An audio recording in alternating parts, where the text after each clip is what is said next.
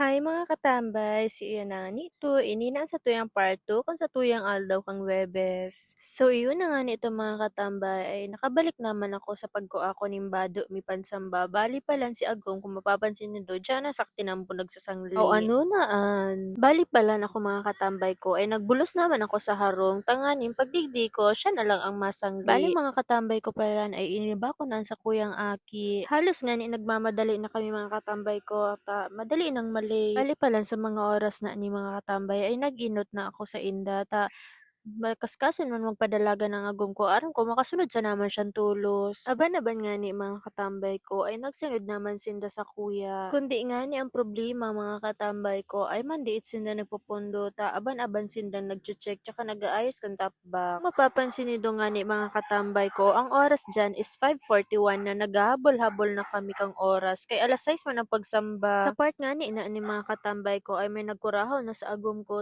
may nagkahurulog da sindang plastic. Check nga ni kan sa kuyang agom, iyo manangkad, nagkahurulog ang samuyang straw. Kang siya rin nga ni kami nagmamadali, ay iyan man ang kagulping hadlang sa tinampo. Grabing hadlang sa muya, habo kami pasambahon kan jablo. Pero syempre nga ni mga katambay ko, ay mas dakula man ang pananampalataya mi sa Diyos. Katapos nga ni magpurot kon sa kuyang agom, ay nagdiretso naman sinda. Iniisip ko pati sa oras na iniho, ay bakad na aksidente sinda sa dalan. Kung mapapansin nindo pati mga katambay ko sa oras, ay 6:02 na tapos alas 6 ang pagsamba. So iyon na nga ni ito mga katambay ko ay nahiling na ninda ako. Pero sabi ko sa sakuyang ago, magdiretso lang kita. Sabi ko sa iya, bakad lamang makahabol pa kita. Mga oras na ni mga katambay ko ay nagpadali-dali naman kaming dalaga ning motor tangani lamang makahabol pa kita. 6:05 na nga ni kita nakaabot mga katambay ko pero nagsanyas man sa tuya ang bantay kang kapilya na pwede pa mandaa. Nagmamadali na nga ni ako dyan sa pagsulotan sa kuyang sandals tas pagsuklat. Laro na baga kaya akong bruha dyan. O ano naan. Grabe na nga ng pamamadali ko dyan.